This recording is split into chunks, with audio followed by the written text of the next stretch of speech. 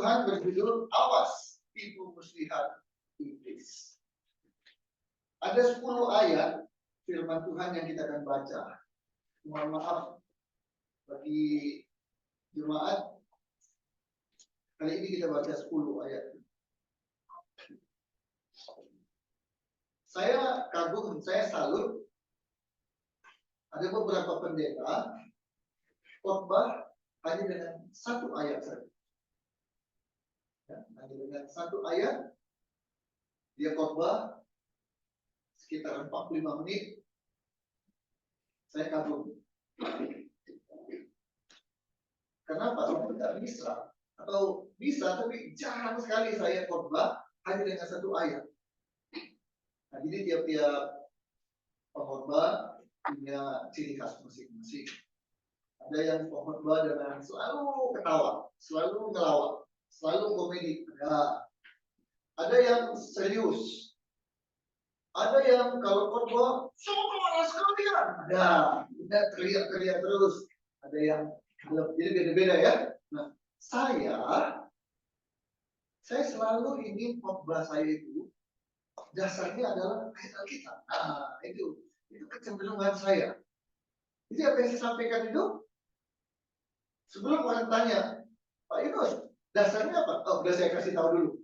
Ini dia ayatnya. Jadi mohon maaf, ya, suka nggak suka terima ya, 10 ayat yang kita baca hari ini. Tapi tenang, ini nggak akan makan waktu 2-3 jam. Tetap 30-35 menit selesai. Oke. Awas tipu muslihat iblis. Oke, kita baca 1 Petrus 5 ayat 8. 1 Petrus 5 ayat yang ke-8. Yuk baca sama-sama 1 Petrus 5 ayat 8. Dengan suara yang keras ya. 1, 2, 3. Sadarlah dan berjaga-jagalah.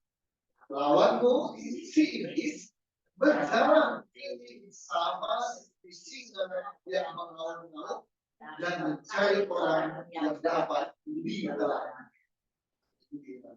Sadarlah dan berjaga-jaga. Waspada. Hati-hati. Ya. Kepada siapa? Kepada lawan kita. Siapa lawan kita? Iblis. Jadi kalau orang bilang, Pak Yunus punya musuh nggak? Jawaban saya, orang bilang pasti nggak mungkin lah Pak Yunus punya musuh, ya kan? Dia masuk akal juga.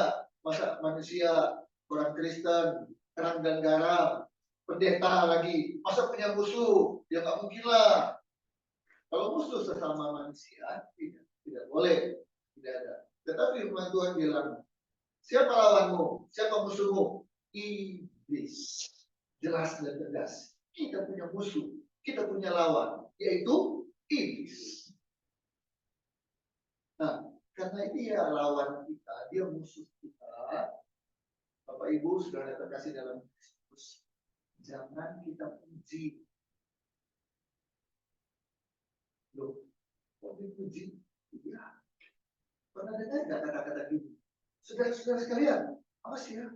Iblis itu pintar loh. Pernah dengar kata-kata kita?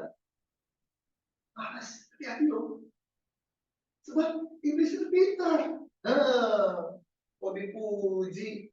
Iblis itu brengsek. Iblis itu licik. Iblis itu kurang ajar. Setuju nggak?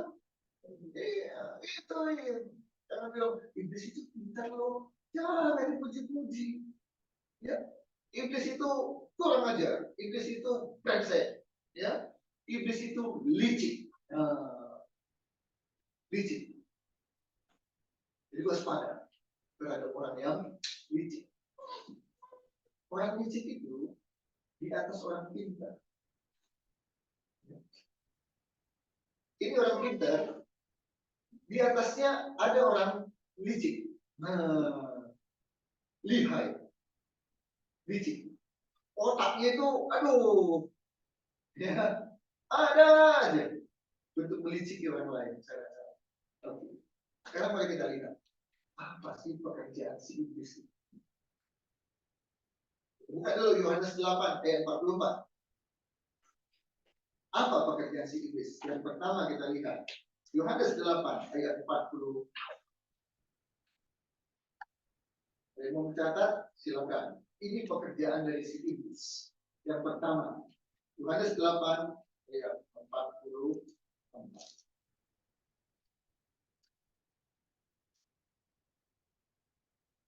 1, 2, 3. Iblislah, yuk baca sama-sama.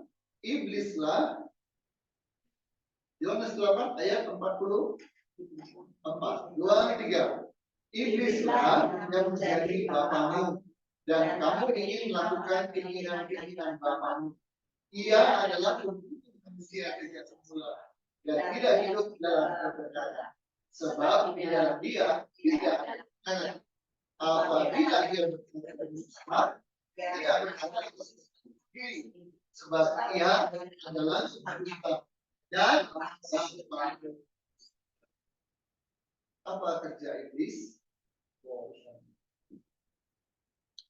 Dusta itu bohong, bohong itu dusta. Jadi tiada hari tanpa bohong, dusta.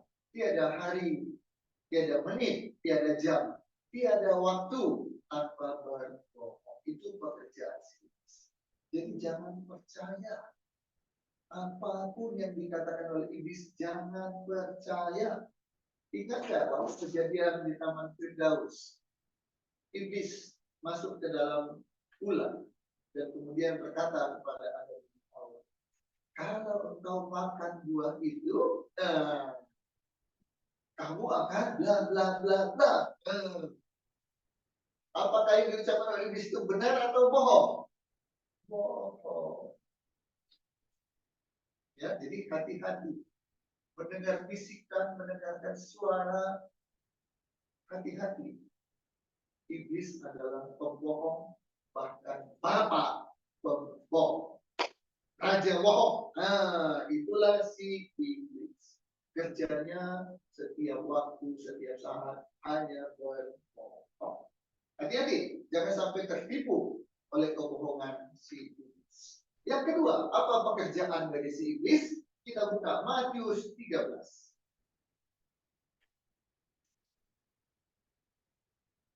Matius 13 ayat 39.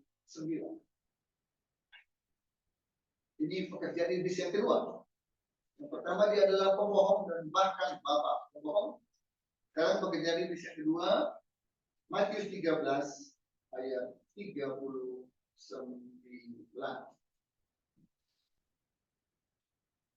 Kita baca bersama-sama 1, 2, 3. Musuh yang menakutkan menyilalah ialah iblis. Waktu mulai ialah zaman para hamba itu.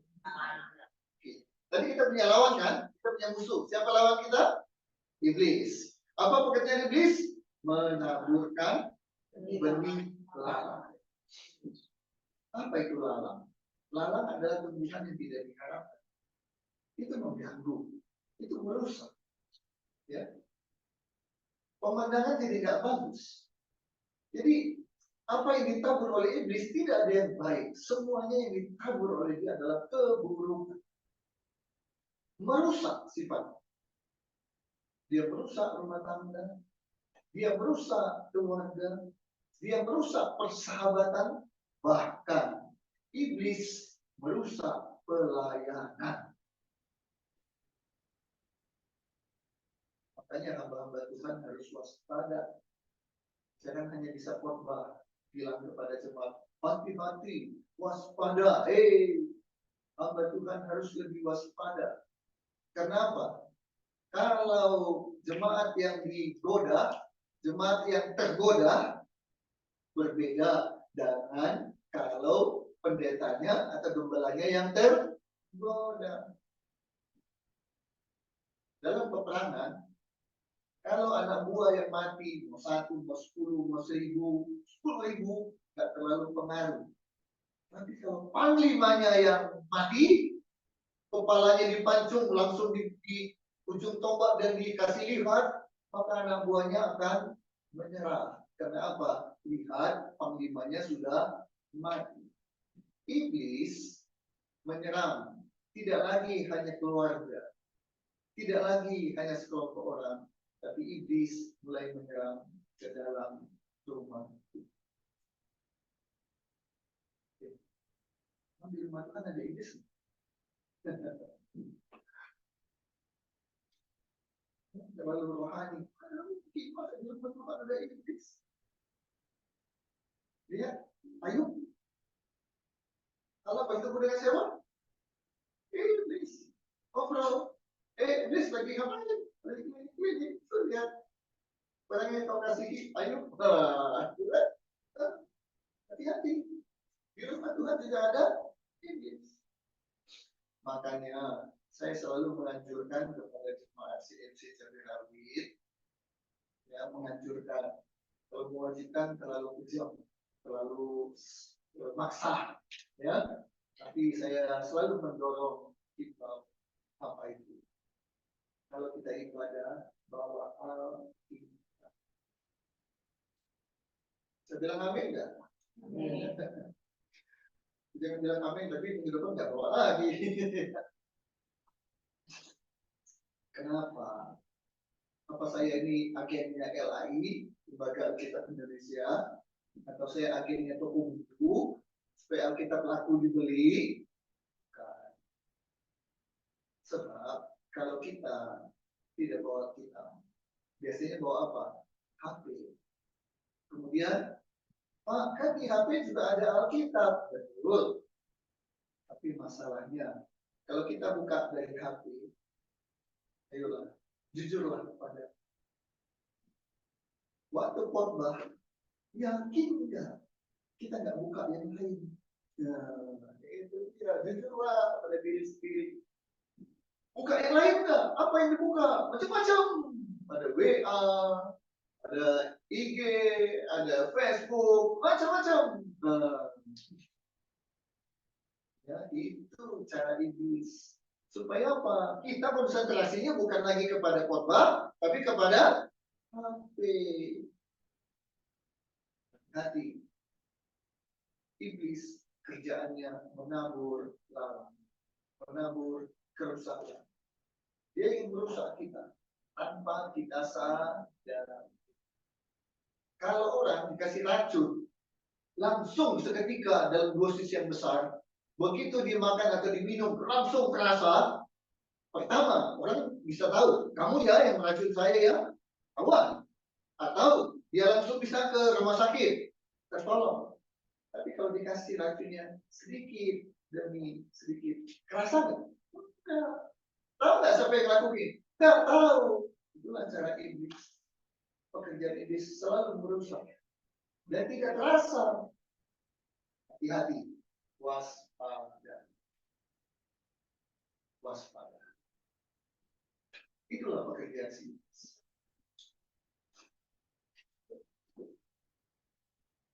Merusak dengan menabur keburukan, menabur lalang. Hati-hati ya, hati-hati, hati-hati. Yang ketiga, apa pekerjaan iblis? Kita buka Yohanes 13. Yohanes 13.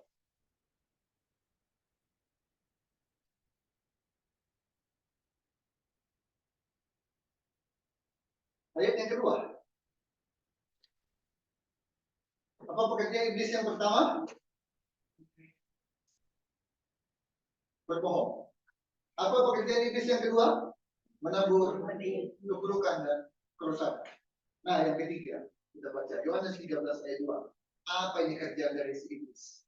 Yuk kita baca sama-sama. 1, 2, 3. Mereka sedang makan bersama. Dan iblis telah membisikkan rencana dalam hati Yudas Iskariot, anak Simon, untuk apa? Untuk mengkhianati. Apa kerjaan iblis? Berbisik, menyampaikan rencana yang jahat. Ini pekerjaan iblis. Dan waspada, Bapak Ibu Saudara terkasih dalam Kristus. Seringkali yang dia bisikkan, kita nggak sadar. Itu bukan hal yang jelek kok. Gitu. Kamu kan butuh uang. Betul. Kamu kan butuh jabatan. Iya. Kamu kan butuh kekuasaan. Kasih selalu yang baik-baik. Sama Yudas, kamu kan berdahara. Kamu kan pegang uang. Kamu kan butuh uang. Tuh, pergi. Nanti kamu akan dapat uang. Yesus berjuang. Demi uang, demi jabatan, demi kekuasaan, banyak orang akhirnya melakukan hal-hal yang menyimpang. Hati-hati, waspada. Nggak kerasa, tapi lama-lama semakin jauh menyimpang dari Tuhan. Hati-hati. Itulah pekerjaan iblis, selalu bisik-bisik sesuatu yang semula dirasa nggak apa-apa, tapi lama-lama jadi apa? Waspada dengan suara dari mana aja, bisikan-bisikan yang membawa kita kepada hal-hal yang tidak.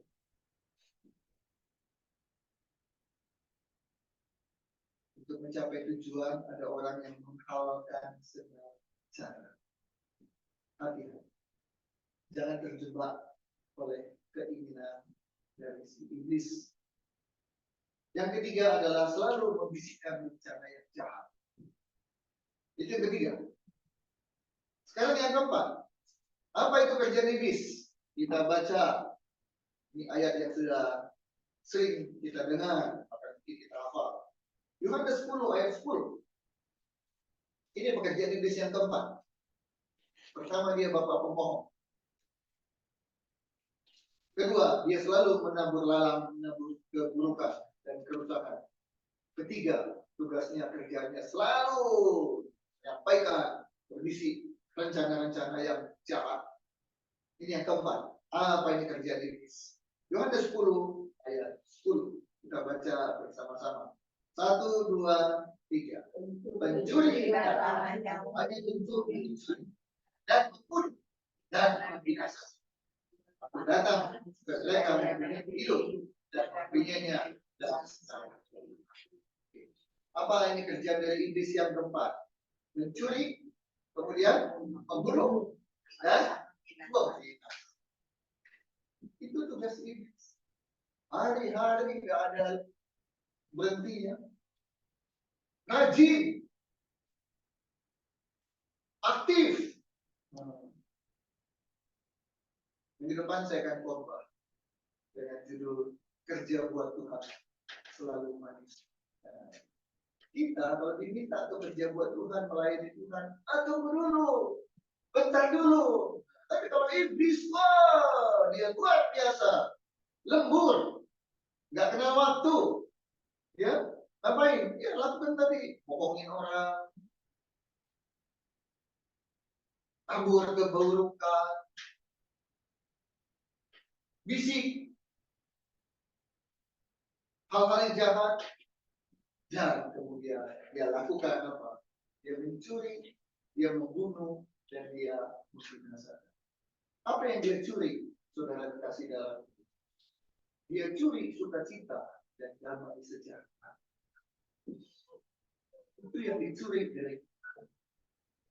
Sukacita kita dicuri.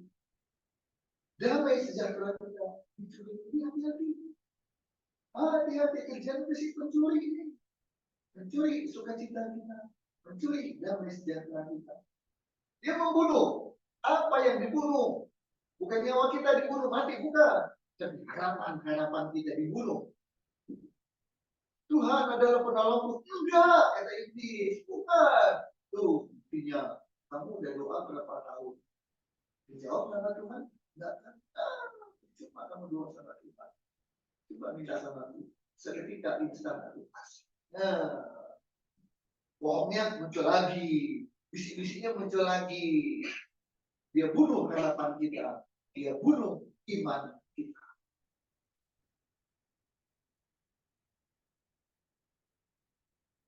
ada orang yang berdoa minta sesuatu dari Tuhan. 1 tahun, 2 tahun, 3 tahun, 5 tahun, 10 tahun, Tuhan belum jawab. Kalau saudara yang mengalami hal ini, apakah saudara berhenti berdoa dan bilang, percuma lah, capek lah, sekian lama Tuhan gak jawab-jawab, sudah, gak usah doa lagi ya. Begitu. Itu yang dibunuh. Gak usah doa lagi, percuma. Jadi, iya juga. Dan capeklah doa. Awas, itu cara iblis, itu kerja iblis. Dia curi damai dan sukacita kita, sejahtera kita, dia bunuh harapan, dan yang paling bahaya, dia bunuh iman.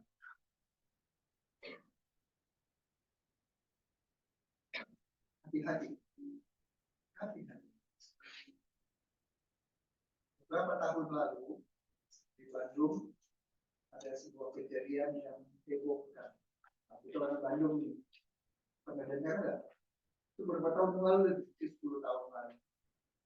Ada seorang ibu membunuh anak kandungnya. 2 orang. Pernah dengar? Di daerah perumahan timur sana. Semula tidak ada yang menduga dia membunuh. Semula nggak ada yang kan nggak terpikir mereka, masa sih orang tua kandung membunuh anak kandungnya kan? Yang kita tahu satu anak tiri yang dibunuh, ya kan? Ya, anak tiri, ini anak kandung. Jadi meninggal dua-duanya, orang nggak terpikir. Tapi ada juga yang mulai curiga, masa sih mendadak meninggal satu, nggak sakit, nggak ada apa-apa kok tiba-tiba meninggal. Terus yang kedua, masa meninggalnya barengan? Iya kan? Memang bisa gitu diatur orang meninggal di waktu yang sama, bisa? Gimana itu ya? Itu mati ya? Jam menitnya bareng ya? Atau beda-beda menit lah, dikit lah. Itu yang bisa terjadi kalau satu yang bunuh diri. Itu bisa. Ya, kecil gimana mau saya bunuh diri? Karena dia curiga. Dalam kecurigaan, polisi dipanggil. Dibawa ke rumah sakit, diperiksa. Oh, ini bukan mati karena sakit. Kenapa? Ada dugaan dibunuh. Tanya sama ibunya yang ada di rumah. Ibu, ini anakmu? Ya. Anak kandung? Ya. Coba cerita, apa yang terjadi? Kan kamu di rumah? Iya. Coba cerita. Si ibu ini mulai akan cerita. Tapi polisi bilang, tidak mungkin Bu. Itu dia diperiksa sama dokter. Dan penyebab kematian karena apa? Tidak bisa bernapas. Ayo Bu, cerita. Apa yang terjadi Bu? Barulah si ibu sudah terpojok. Akhirnya dia mengaku bahwa anaknya 1, kemudian 2, mukanya ditutup dengan batu. 1 selesai, pindah ke anak yang kedua. Bahkan ibunya yang bercerita, dia lakukan, dia mandikan dulu anaknya, kasih pakaian yang bagus, suruh tidur di tempat tidur, satu-satu dia eksekusi. Bagaimana dengar ceritanya? Miris kan? Nah, akhirnya setelah ada pengakuan itu, polisi bertanya, Bu, apakah ibu melakukan hal itu? Apa yang dimaksud dengan hal itu? Membunuh anak. Itu dilakukan dengan sadar? Apa jawab ibu? Sadar. Apakah ibu lakukan dengan sengaja? Di pembunuhan ada 2 pasal, 338, 340. 340 pembunuhan berencana, hukuman mati, malah seumur hidup. Tanya, apakah sadar? Sebab kan ada orang yang selalu bilang begini kan, aduh saya nggak sadar, saya lagi tidur, dalam mimpi ada harimau, jadi saya ambil apa aja dan saya pukul si harimaunya sampai dia mati. Begitu saya bangun, saya lihat anak saya. Ada kayak begitu kan ngomongnya kan? Atau kemarin ada seorang mahasiswi perempuan bawa mobil nabrak seorang ibu, meninggal, kabur, ditangkap. Ditanya, kenapa kamu lakukan? Dia jawab, saya nggak sadar. Kenapa nggak sadar? Mabok. Perempuan, mahasiswi, lihat cantik loh, masih muda. Akhirnya harus masuk cara belum diadili sih, tapi udah pakai pakaian tahanan, polisi ditahan. Udah jelas lah bagaimana nasibnya, masa depannya, kuliahnya. Hanya kenapa? Nggak sadar. Itu kenapa kamu kabur? Ya itu, nggak sadar. Dia nabrak, dia nggak sadar. Kabur pun dia nggak sadar. Karena katanya dia mabuk. Karena dia baru pulang dari pesta miras. Bahkan kemungkinan besar pesta narkoba. Nggak sadar. Tapi ibu ini ketika ditanya, ibu sadar nggak waktu melakukan pembunuhan? Sadar. Sengaja enggak? Sengaja. Wih. Ditanya lagi sama polisi, kenapa bu? Apa alasan ibu melakukan pembunuhan terhadap anak kandung? Sengaja dan sadar. Jawaban si ibu, karena saya mengasihi dan mencintai anak saya. Aduh, gimana ini? Ini ada ibu-ibu, ada bapak-bapak punya anak. Saya nggak sama anaknya, sama saya. Ini karena saya mencintai, menyayangi, mengasihi anak saya. Karena itu saya bunuh. Waduh, tapi jadi. Masa karena mengasihi, mencintai, menyayangi anak, sebenarnya dibunuh? Barulah terungkap. Apa penyebabnya? Hidup kami miskin. Saya selalu nggak tahan ke anak saya, minta ini, minta itu. Saya nggak bisa kasih. Aduh, rasanya gimana? Dia nggak minta macam-macam. Ya, contoh, cendol lewat. Ibu, beli cendol. Satu cendol, walaupun cendol.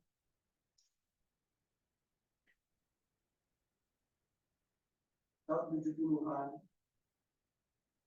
saya pernah mengalami.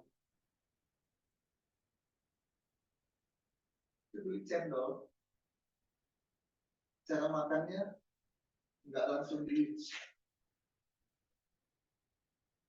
tapi sendok dimasukkan ke dalam gelas, nggak disendok itu, ya, sendok dimasukkan ke gelas, kemudian diangkat lagi, sendoknya masih ada bekas-bekas air sendok nggak? Ada. Ya. Itu yang di jalan. Masukkan lagi, jalan. Tahu tujuannya apa? Supaya cendolnya nggak cepat habis. Coba, atau mungkin habis. Ya. Sengaja nggak diambil, dicelupkan aja, baru dimakan, celupkan lagi, makan, begitu. Supaya makin lama habisnya, jadi menikmatinya lama. Tahu kenapa? Gak usah segan-segan, gak usah gak enak hati. Iya betul, karena uangnya terbatas. Tapi itu masih bersyukur kan, masih bisa belinya. Tapi ibu ini, jadi karena dia minta, dia nggak bisa beli, karena nggak ada uang. hidupnya susah, hidupnya menderita. Dan ibu selalu lebih memikirkan dirinya atau memikirkan anaknya? Ayo ibu-ibu, lebih memikirkan dirinya atau memikirkan anaknya? Ayo pilih. Anak pengen cendol, uang terbatas, dan ibu butuh lipstik. Nah, pilih mana? Betul, apa betul? Lipstik perlu loh. Terus apa sih yang ini untuk minta? Bukan bedak. Ada alas bedak dulu gitu ya. Terus apa lagi untuk muka? Krim. Oh, ibu yang benar, ibu yang baik, selalu mengutamakan anak daripada diri. Maka ketika ada makanan, dia kasih kepada anak-anaknya. Dan ketika anak-anaknya bilang, kok ibu nggak makan? Jawaban si ibu selalu bilang apa? Ya, tadi udah duluan. Oh, anaknya makan. Padahal si ibu udah makan belum. Itu pengorbanan seorang ibu. Selalu mengutamakan. Oh, masa ibu aja Pak Inas ya lengkap. Ibu dan bapak. Nah, masa ibu aja bapak gak berkorban? Orang tua selalu berkorban untuk anak. Nah, si ibu ini tidak tega melihat anaknya menderita karena hidup mereka susah. Jadi si ibu ini berpikir, sekarang saja hidup kami susah. Besok lusa hidup berubah jadi baik atau berubah tambah susah? Kira-kira jawabannya apa? Hari ini jadi susah. Siapa tegas? Hari ini aja harga-harga sudah naik. Nggak kebeli. Apalagi besok lusa, minggu depan, bulan depan, harga-harga makin turun atau makin naik. Karena itu hari ini susah. Nanti hidup makin baik atau makin susah? Baik.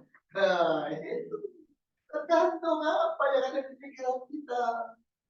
Tapi kebanyakan orang mikirnya apa? Hari ini susah, nanti pasti lebih susah. Itu yang dipikirkan oleh si ibu. Sekarang aja hidup menderita, apalagi nanti. Sekarang aja udah gak tega lihat anak, apalagi nanti.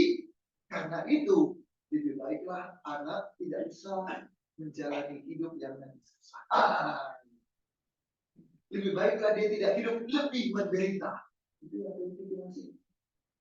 Jadi, lebih baik dia surga aja deh. Dengan cara ibu. Bapak Ibu, saya mau tanya.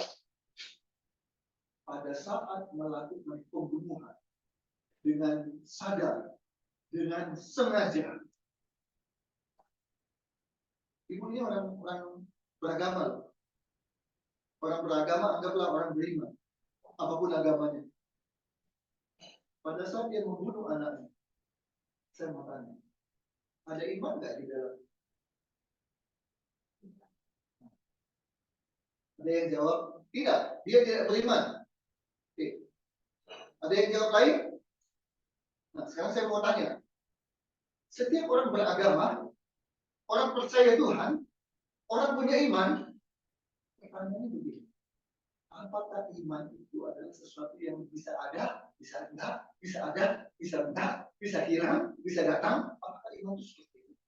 Bisa. Waktu mencuri, ketahuan.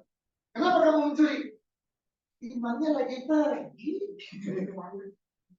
Waktu ketangkap, imannya balik. Ada begitu? Oke, kita fokus pada orang Kristen. Kita percaya kepada Tuhan Yesus. Kita beriman kepada Tuhan Yesus. Iman itu ada di mana? Di dalam hidup kita. Memang iman yang ada dalam hidup kita itu bisa. Permisi ya. Adik, kamu begitu? Gak ada. Gak ada itu ajaran begitu di Kristen. Alkitab nggak pernah ngajar seperti itu. Yang ada adalah tadi imannya bisa kuat, imannya bisa. Nah, dia waktu melakukan itu saat imannya lemah. Kenapa iman bisa lemah? Kerjaan si iblis. Bisik di dalam pikirannya. Tuh, kamu gak kasihan sama anakmu. Sekarang aja kamu beli cendol aja gak bisa. Belum lagi beli boneka, gak bisa. Beli motor-motoran, mobil-mobilan, gak bisa. Gak kasihan kamu sama anakmu. Lebih baik dia ada di surga aja. Kirim dia ke surga. Caranya apa? Orang pergi ke surga dengan cara mati.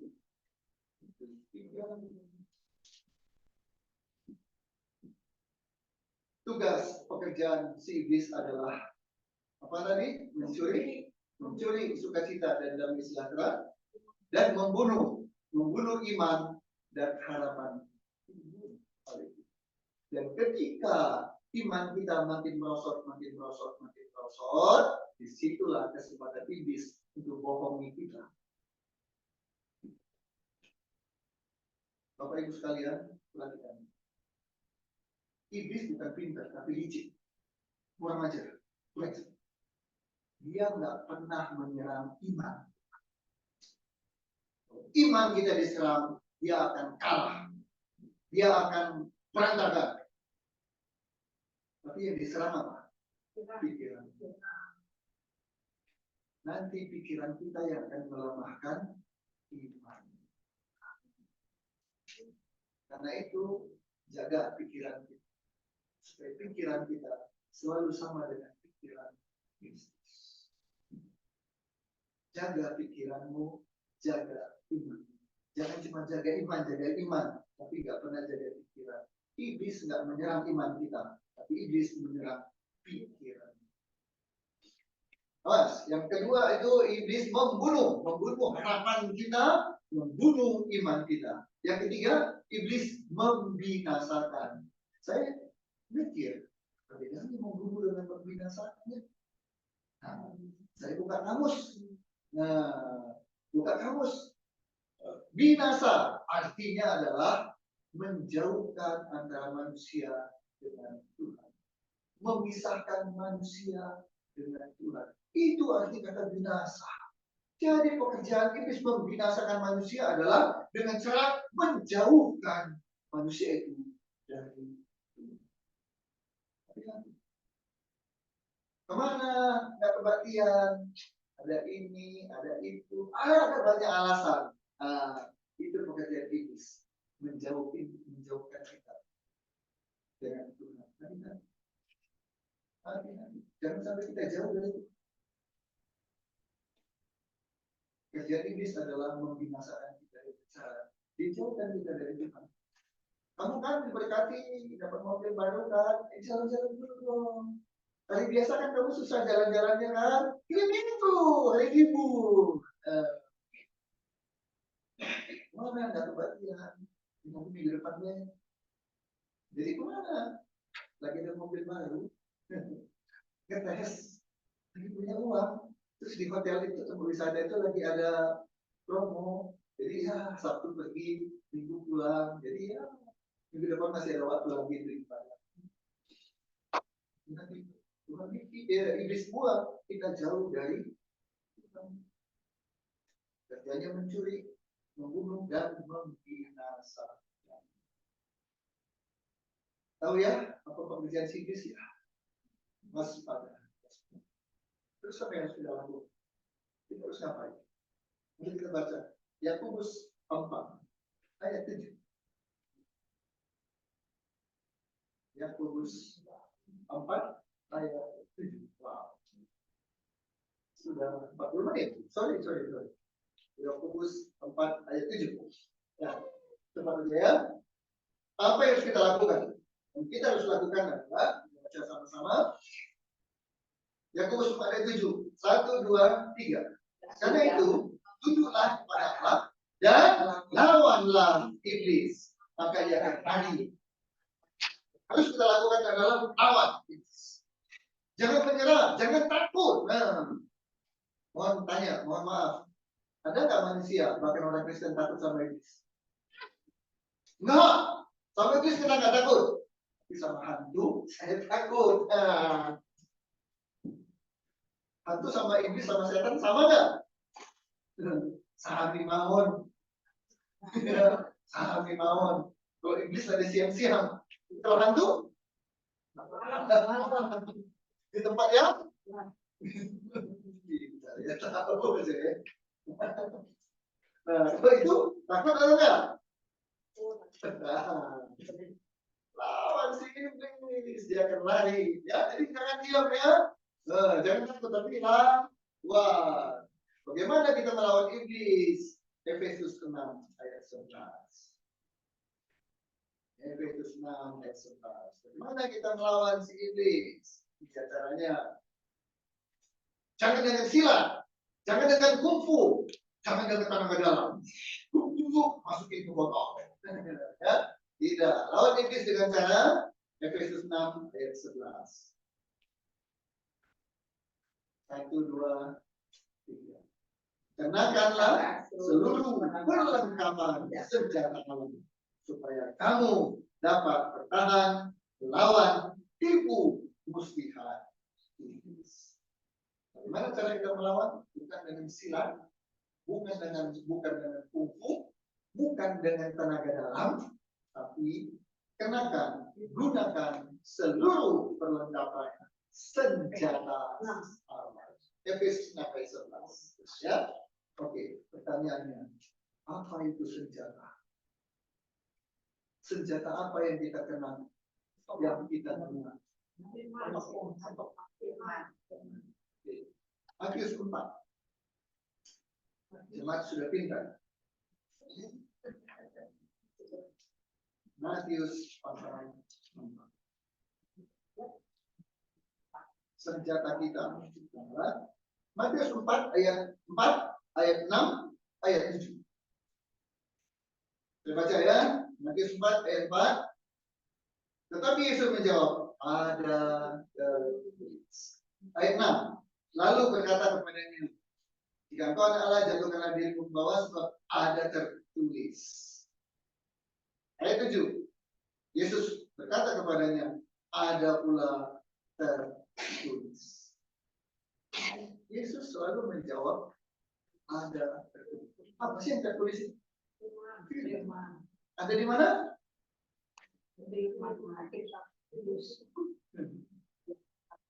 Memang dulu ada jawaban, ada tertulis di HP. Ada tertulis di iPad. Ada gitu? Ada tertulis.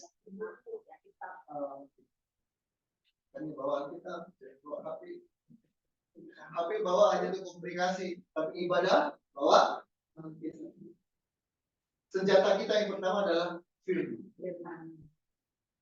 Firman.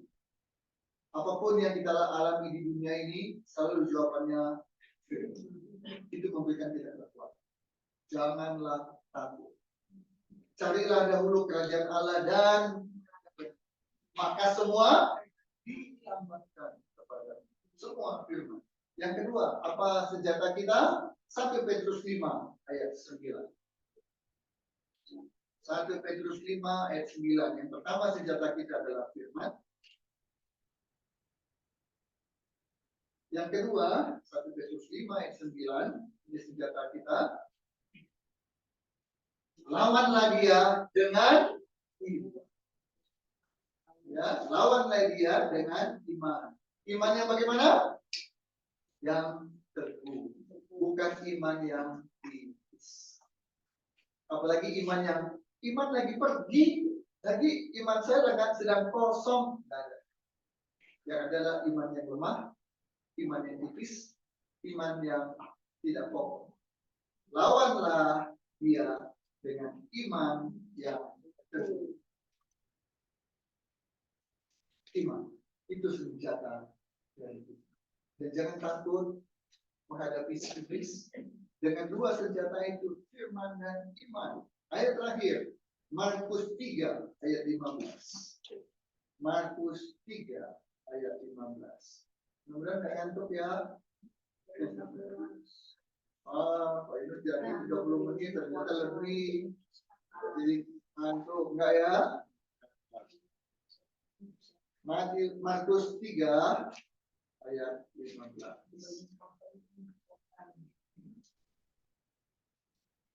Mari sama-sama. 1, 2, 3. Dan diberinya kuasa untuk mengusir setan. Siapa yang memberi kuasa itu? Kuasa itu apa? Mengusir setan, menginjak-injak dan mengalahkan setan. Jadi mulai hari ini takut nggak sama setan? Ah, nggak sama hantu. Ya, jangan setan nggak ditakuti, tapi kalau hantu, takuti. Ya, jangan takut. Lawan si iblis, maka dia akan lari berdiri-diri di dalam nama Tuhan Yesus. Dasar kita adalah firman dan